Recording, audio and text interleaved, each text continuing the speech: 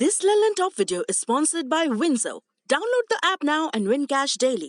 भारत के सबसे रोमांचक गेमिंग प्लेटफॉर्म विंजो पर हैं 70 से भी ज्यादा गेम्स। तो खेलो अपने मनपसंद गेम्स और रोज जीतो करोड़ों के इनाम। Download now from winzogames.com। Game में वित्तीय जोखिम शामिल है और इसकी आदत लग सकती है। जिम्मेदारी और अपनी जोखिम पर खेलें।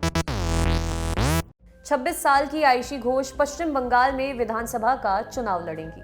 जवाहरलाल नेहरू विश्वविद्यालय छात्र संघ की अध्यक्ष आयशी घोष को भारतीय कम्युनिस्ट पार्टी (सीपीआईएम) ने पश्चिमी बर्दवान जिले के जमुरिया सीट से टिकट दिया है। आयशी घोष जनवरी 2020 में उस समय सुर्खियों में आई थी जब जेएनयू में हिंसा के दौरान उन्हें चोट लगी थी। हिंदुस्तान टाइम्स की खबर के मुताबिक Aishe Ghosh students federation of India यानी एसएफआई की नेता हैं। वे बर्दवान जिले के दुर्गापुर शहर की रहने वाली हैं। ऐसा पहली बार है जब सीपीएम सत्तारूढ़ टीएमसी के खिलाफ कई दिग्गज नेताओं के साथ बहुत सारे युवा नेताओं को भी टिकट दे रही है।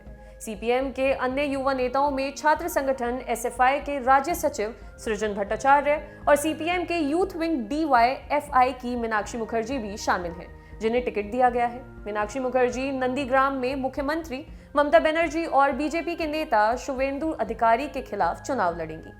ये सीट कभी लेफ्ट पार्टियों की गढ़ हुआ करती थी। बंगाल लेफ्ट फ्रंट के चेयरमैन और अनुभवी सीपीआईएम नेता विमान बोस ने बुधवार यानी 10 मार्च को उन 6 सीटों के लिए नाम जारी किया जिनमें लेफ्ट पार्टियां अंतिम के 6 चरणों में चुनाव लड़ेंगी।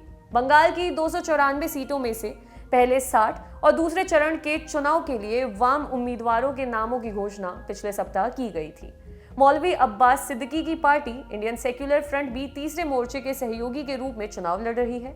बोस ने कहा कि कांग्रेस और आईएसएफ अलग से अपने उम्मीदवारों की लिस्ट जारी करेंगी।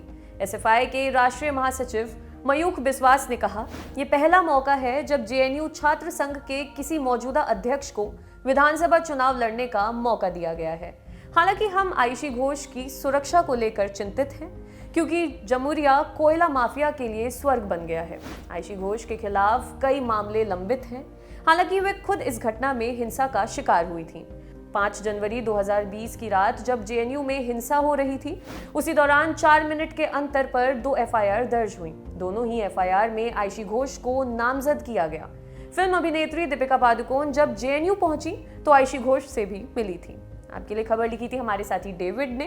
अगर आप ये वीडियो फेसबुक पर देख रहे हैं तो हमारे पेज को लाइक करें और यूट्यूब पर देख रहे हैं तो हमारे चैनल को सब्सक्राइब करें। देखते रहिए दी लल्लन टॉप। शुक्रिया। दी लल्लन टॉप मतलब आपकी खबरें पढ़ने का एक्सपीरियंस बदलने वाली वेबसाइट। यूट्यूब और फेसबुक पर भौकाल काटने के बाद अब बारी है ऐप की।